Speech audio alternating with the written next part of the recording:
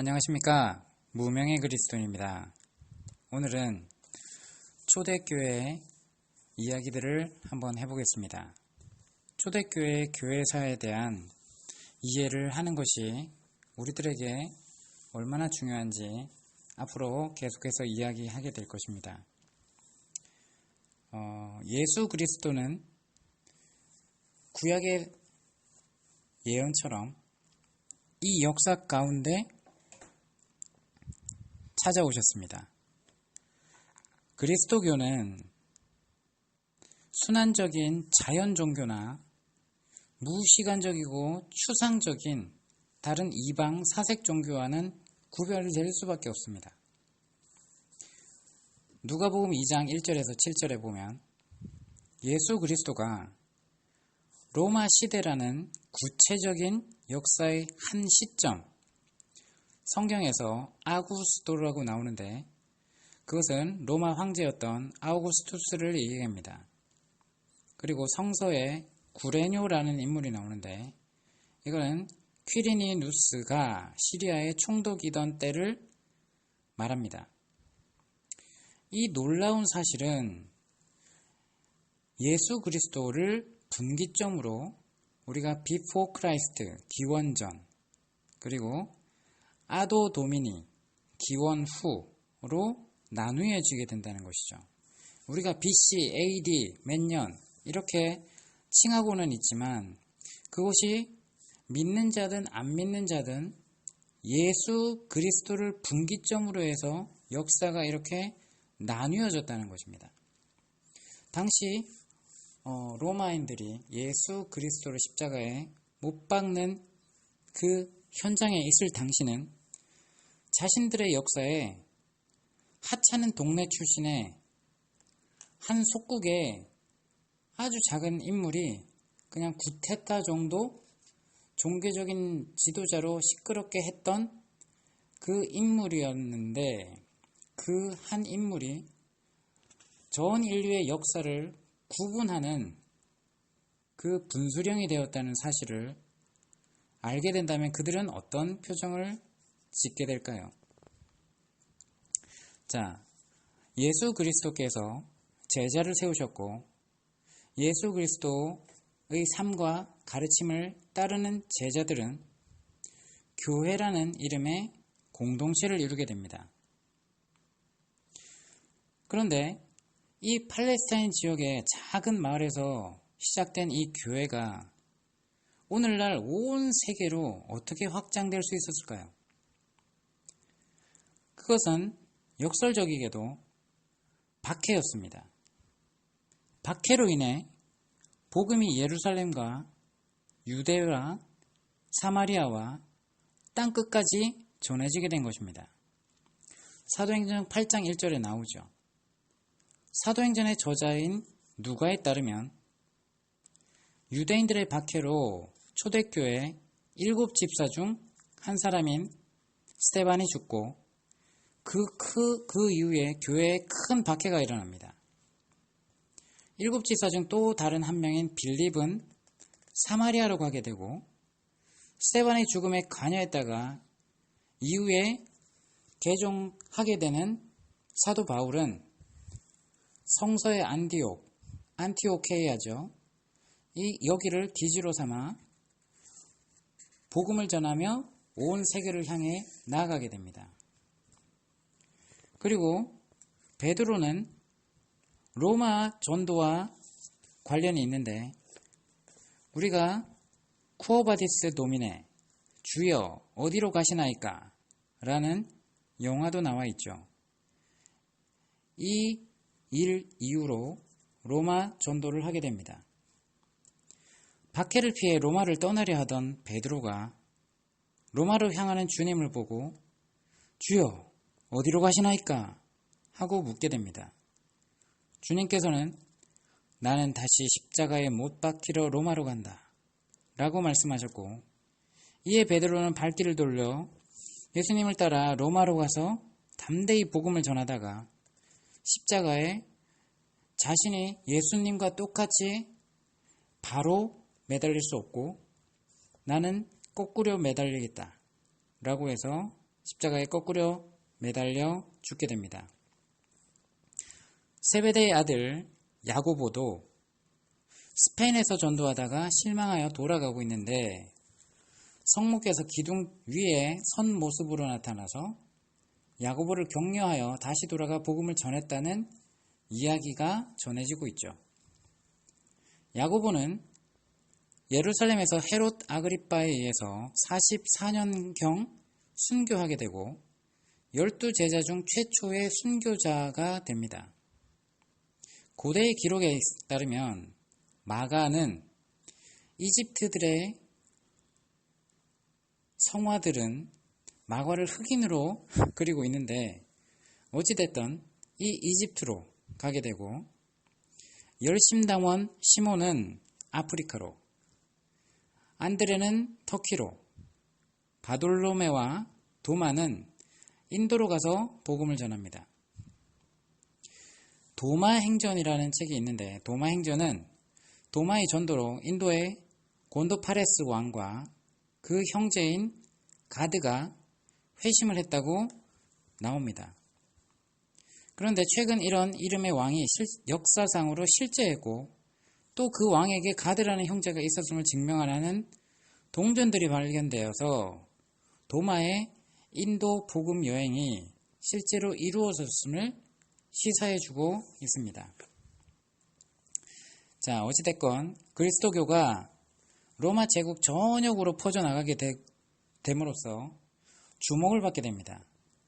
그러면서 그리스도를 믿는 제자들은 이 교회 공동체는 거의 그때부터 300여 년에 걸쳐서 오랜 기간 박해의 대상이 됩니다. 참 아이러니하죠. 역사상 가장 강력했던 로마 제국이 힘없는 그리스도인들을 상대로 벌인 이 박해보다 더 강력하고 길고 철저한 탄압은 전무후무하였습니다. 너무나 불공평한 것이었죠. 그러나 이 박해를 하게 된 그 계기를 살펴보면 상당 부분 로마인들이 그리스도인들에 대해서 너무 많은 오해와 무지와 선입견과 편견이 있었다는 것입니다. 무엇보다도 로마 제국 황제들이 그리스도인들을 뭐라고 봤냐면 무신론자들로 보았습니다. 무신론자라는 이유로 박해를 받았던 것이죠. 그 당시 로마는 여러분 아다시피 다신교의 나라입니다. 로마의 많은 신들을 부정하는 자들을 무신론자일 뿐 아니라 인류의 적으로 간주했습니다. 더욱이 넓은 로마 제국을 하나로 묶어줄 중심을 세우기 위해서 로마 황제를 신으로 삼는 정책을 취했는데 유독 그리스도인들은 이교의 신들을 부정할 뿐만 아니라 그 이교 신들의 왕인 로마 황제도 신으로 인정하기를 거부할 수밖에 없었죠. 따라서 로마는 그리스도인들을 무신론자라는 이유로 그리고 황제를 모독했다는 이유로 모질게 박해를 당하였던 것입니다. 그래서 마르쿠스 아우렐리우스 황제 때에 스미르나 감독 폴리카르포스를 붙잡고 그들을 둘러싼 그 군중들이 그를 향해서 무신론자에게 죽음을, 무신론자는 떠나라! 라고 그렇게 크게 고함을 질렀던 것입니다. 그때 폴리카르포스는 군중들을 향해 더 큰 소리로 무신론자들은 떠나라! 고 고함을 질렀다고 합니다. 그리스도인들은 오직 한 분 하나님을 믿는 유일 신론자였지 결코 무신론자들이 아니죠. 오히려 수많은 거짓 이방신을 섬기고 심지어 황제라는 이유로 사람을 신으로 만든 로마가 사실상 거짓 무신론의 나라였던 것입니다. 자, 그리고 로마는 그 당시 그리스도인들을 근친 상간의 죄목을 덮어씌웁니다.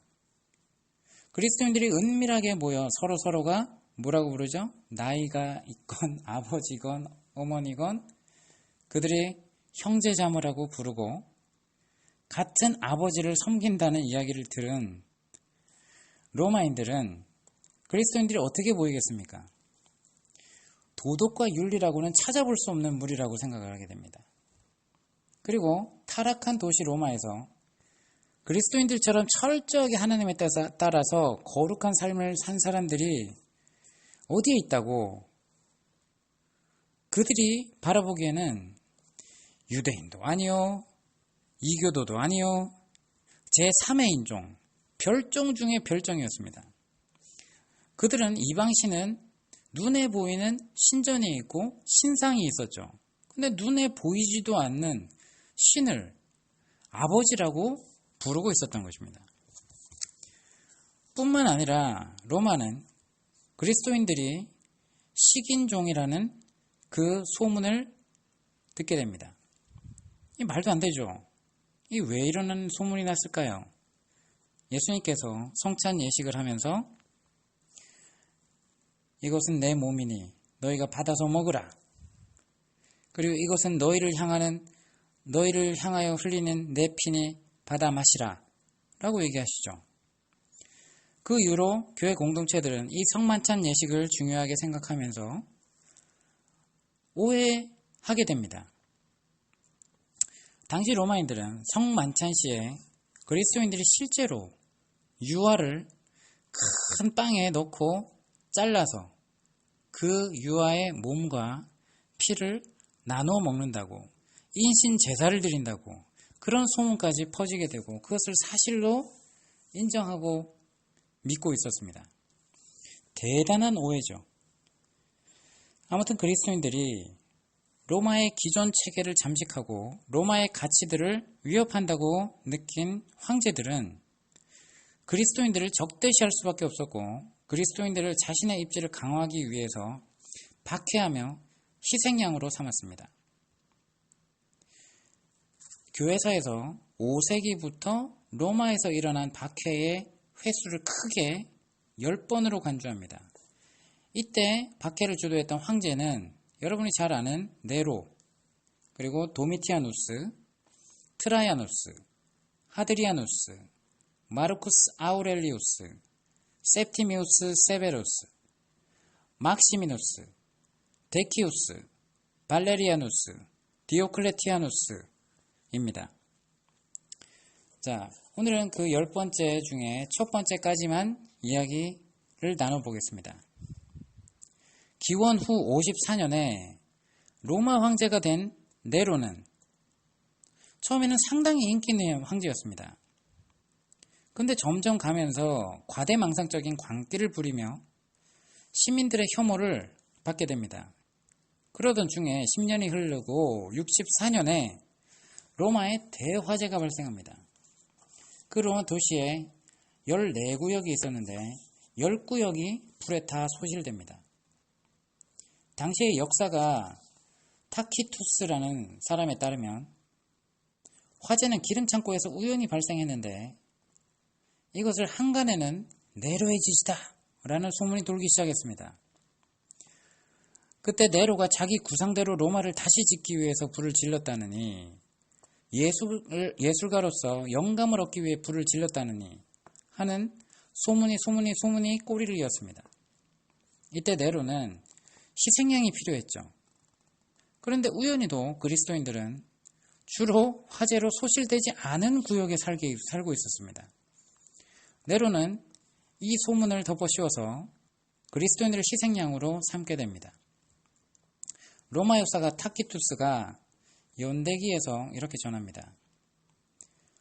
황제의 거듭된 부인과 신들에게 바쳐진 희생에도 불구하고 황제가 화재를 명령했다는 의심은 그치지 않았다.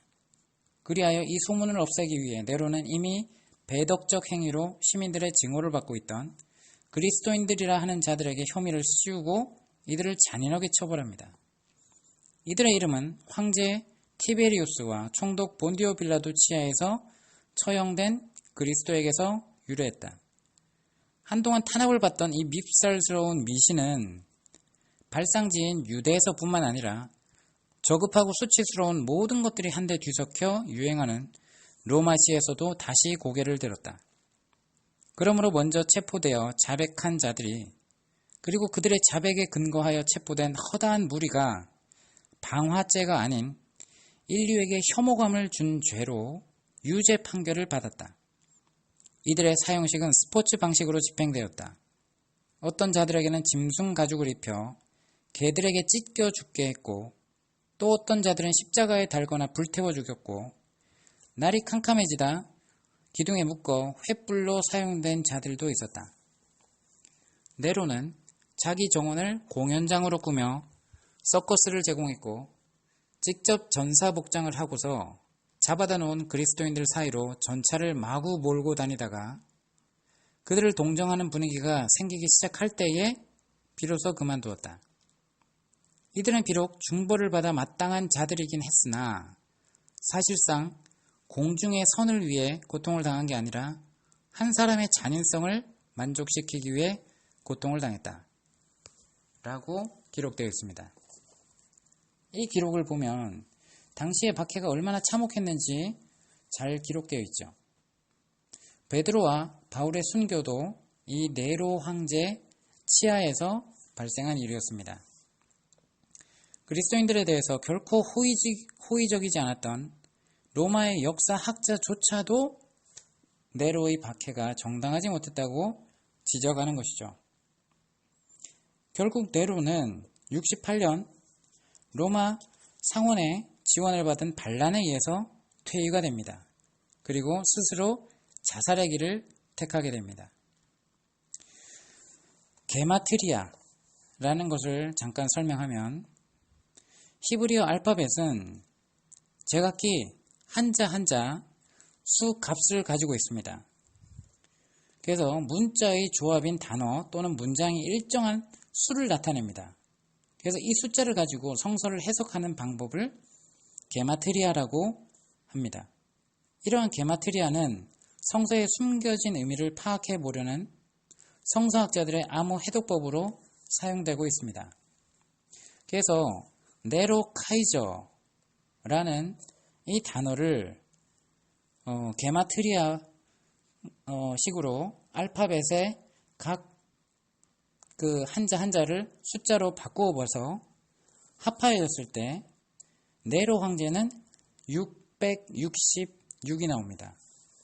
자, 그래서 666은 네로 황제를 상징한다 라고 하는데, 이것은 요한계시록 13장 18절에 나오는 짐승의 숫자 666은 다름 아닌 네로 황제다, 네로 황제를 상징한다 라고 보는 해석이 생기게 되었죠. 자, 오늘까지는 우리 큰 박해의 첫 번째 주도자였던 네로 황제 때의 이야기까지만 전해보겠습니다. 이어서 또 기회가 될 때 이 교회사를 이어서 시작해 보겠습니다. 이상입니다.